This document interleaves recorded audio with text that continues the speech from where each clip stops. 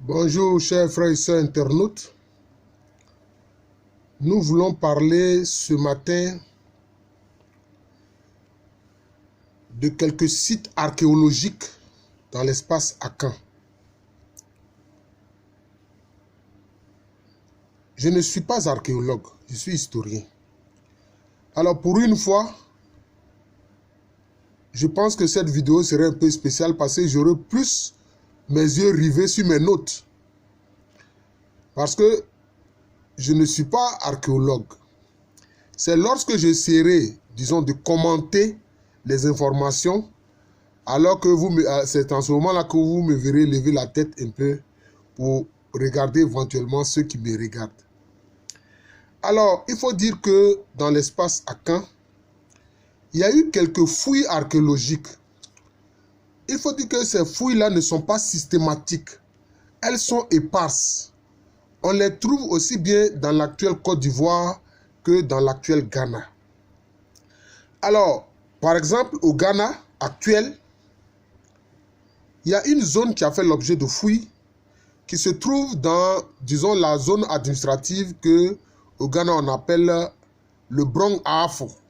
Enfin, qui correspond, si vous voulez, à l'espace Bron ou à Bron, comme vous voulez. Notamment dans la localité de Kintampo. La localité est appelée Kintampo. Alors, on trouve aussi bien, disons, des sites liés au paléolithique, c'est-à-dire l'âge de la pierre taillée, et au néolithique, l'âge de la pierre polie. Alors, à Kintampo,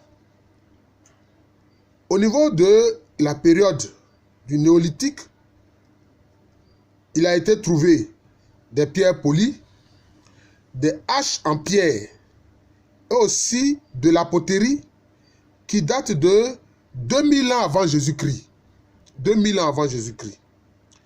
Alors, beaucoup plus au sud, notamment dans la région de Koumassi, qui est la capitale des Ashanti, il y a un autre site archéologique qu'on appelle Boyassé. Et, je ne dirais pas curieusement, mais la même culture néolithique qu'on trouve à Kintampo, c'est cette même culture, les objets identiques qu'on retrouve à Boyassé. Alors, donc sans doute que à partir de ce moment, on peut dire qu'il y a eu comme une continuité dans le peuplement. Il y a eu une continuité dans le peuplement des populations qui étaient précédemment à Kintampo. Certaines sont venues s'installer à Boyassé, dans la région de Koumassi. Alors, dans les plaines d'Accra, et aussi, Accra c'est l'actuelle capitale de la République du Ghana, et aussi dans ce qu'on appelle la vallée du Birim. C'est un fleuve qu'on trouve notamment dans une région qu'on appelle Achem, qui se trouve, disons, légèrement au sud-est du pays Ashanti. Et là, on a trouvé aussi des haches en pierre, mais aussi ce qu'on appelle des microlithes, c'est-à-dire donc des pierres de petite dimension qui aussi ont été taillées. Et les archéologues placent la période, disons, de confection de ces pierres-là dans ce qu'ils appellent l'Acheléen, qui correspond à peu près à une période qui est entre le paléolithique, c'est-à-dire l'âge de la pierre ancienne, et puis ce qu'ils appellent le mésolithique. Voilà. Donc, pratiquement entre le paléolithique et le néolithique. Voilà. On trouve, disons, ces pierres-là. Et puis, on a trouvé aussi cette même culture, je peux dire matérielle, dans des grottes, notamment dans la zone de Bossompra, c'est-à-dire le Pra, c'est un fleuve qui coule pratiquement au sud d'une région qu'on appelle la Dansée, qui lui est au sud de l'Ashanti. Et puis aussi dans le Kwaou, qui est aussi une région qui est légèrement à l'est des pays Ashanti, notamment sur le site qu'on appelle Abetifi. Là aussi, ils ont trouvé la même culture, donc aussi bien sur les rives du Pra ou Bossompra, mais aussi sur les rives de l'Afé, l'Offin qui lui se trouve un peu légèrement à l'ouest et qui est un affluent du fleuve Pra ou Boson-Pra. Il y a d'autres sites où on trouve aussi des microlithes, notamment le site de Offenso, donc le long du fleuve Offin, principalement sur une localité, plutôt dans une localité qu'on appelle Intirikurum. Voilà. Et là aussi, on a découvert de la poterie, des haches en pierre, des bracelets en pierre, qui sont identiques encore à la culture de Kintampo, qui, je vous l'ai dit, lui est beaucoup plus au nord, notamment dans le Bronx. Donc, on voit que cette culture matérielle, dans tout cet espace-là, est pratiquement identique. On peut conclure donc à une continuité de la population. C'est des populations qui partent de Kintampo et qui s'installent beaucoup plus au sud et qui produisent donc une même culture. On voit la même chose notamment beaucoup plus à l'ouest, notamment dans le Wassa Féacé, dans la localité de Takwa, une localité que moi-même personnellement j'ai eu à visiter. Il en est ainsi à Oboissé et à Akorakre, notamment toujours dans la Dansée, une région au sud de l'Ashanti, mais qui en fait aussi a été intégrée à la Confédération Ashanti. Et on y trouve aussi des scories de fer, donc qui correspondent à l'âge de fer, et cela date entre 5000 et 500 avant Jésus-Christ. Et ce travail du fer-là, on le trouve également, ces scories de fer, on les trouve également beaucoup plus au nord aussi, notamment le long de la Volta Noire. La Volta Noire qui, lui, est au nord de Kintampo. Au nord de Kintampo. Donc, vous voyez que il y a une continuité de la culture matérielle. C'est des populations qui partent de beaucoup plus au nord, qui produisent la même culture sur différents sites et en descendant plus au sud. Et c'est la même chose, notamment, qu'on trouve, n'est-ce pas, à Bétifi. On y trouve aussi, le long du Pra, une poterie très élaborée et maintenant totalement sur la côte, notamment en pays Anta, dans les régions de Takoradi, Sekondi, et aussi à Axim, on trouve la même culture néolithique. Alors pour un historien, la conclusion qu'on peut tirer, c'est qu'il y a une continuité de cette culture matérielle depuis des zones du nord jusqu'à des zones qui sont beaucoup plus au sud. C'est la même culture.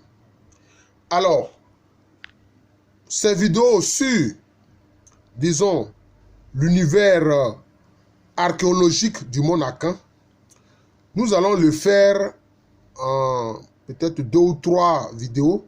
Voilà, en 2 ou 3 vidéos. Et ça correspond à ce que disent les traditions. Ça correspond à ce que disent les traditions orales, qui sont, comme on le voit, de véritables sources, qui disent que nos ancêtres sont partis de beaucoup plus au nord, les ancêtres Akans sont partis beaucoup plus au nord pour descendre progressivement au sud. Voilà. Et je me souviens d'informations données par le regretté roi des Ashanti qu'on appelait Otunfo Opokuware, qui disait que nos ancêtres sont partis des zones plus au nord et certains s'installaient en chemin selon qu'ils trouvaient le lieu intéressant et d'autres continuaient. Voilà, et d'autres continuaient. Certains s'installaient en chemin et d'autres continuaient. Et ça correspond à ce que nous voyons aussi, à ce que dit l'archéologie. Vous voyez? Voilà. Alors, je vais rapidement terminer en donnant une information très importante à mon avis, qui vient d'un archéologue qui s'appelle Kwabena Dixon. Alors, il montre, lui, par ses travaux et ses recherches, que à l'époque préhistorique, les populations étaient concentrées juste au nord de la forêt, le long de la Volta Noire. Le long de la Volta Noire, et les établissements étaient éclatés. Les établissements étaient éclatés. Mais, à partir de l'âge du fer, on voit comme des populations guerrières qui se fondent dans une population locale qui, elle, était établie depuis l'âge de pierre.